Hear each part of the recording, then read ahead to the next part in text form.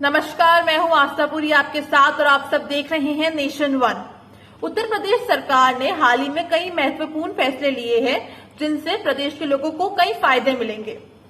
इन फैसलों में पशुपालन, वित्तीय और शिक्षा से जुड़े कई नए बदलाव किए जाएंगे। देखिए ये रिपोर्ट।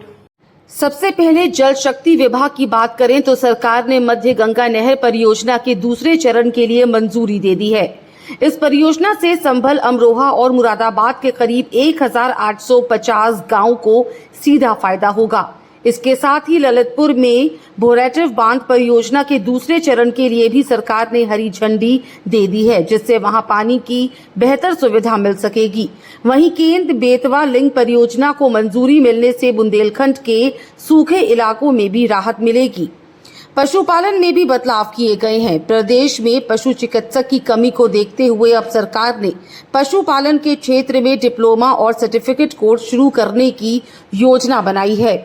इसके जरिए नए पशु चिकित्सक तैयार होंगे, जिससे पशुपालकों को मदद मिलेगी।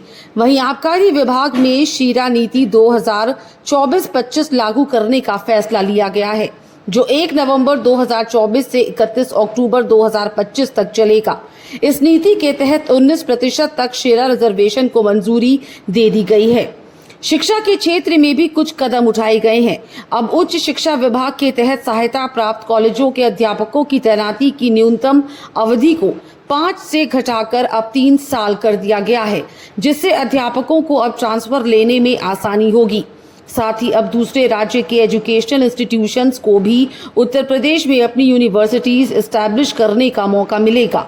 लखनऊ में अंग्रेजी और विदेशी भाषाओं विश्वविद्यालय का एक नया कैंपस भी खोला जाएगा, जिसके लिए सरोजनी नगर में जमीन आवंटित की गई है।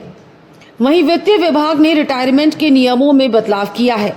अब अगर कोई सरकारी कर्मचारी रिटायरमेंट के बाद पीछे कोई वारिस नहीं छोड़ता है तो उसकी ग्रेजुएटी का पैसा उसके उत्तराधिकारी को दिया जा सकता है। इसके लिए उत्तराधिकारी को सक्षम न्यायालय से प्रमाण पत्र लाना होगा। इसके साथ ही बागपत जिले के हरिया खेवा गांव में अंतर्राष्ट्रीय योग और आरोग्य केंद्र की स्थापना का प्रस्ताव भी पास हुआ है। ये केंद्र 1.069 हेक्टेयर जमीन पर बनेगा और इससे स्वास्थ्य और पर्यटन को बढ़ावा मिलेगा। सरकार ने प्रदेश की पुरानी ऐतिहासिक इमारतों को संरक्षित रखने के लिए पब्लिक प्राइवेट पार्टनरशिप के तहत इन्हें विकसित करने का भी फैसला लिया है। वहीं दावों की माने तो ये सभी फैसले उत्तर प्रदेश के विकास में अहम भूमिका निभाएंगे और राज्य के लोगों को नई सुविधाएं और रोजगार के अवसर मिलेंगे। Bureau report, nation one.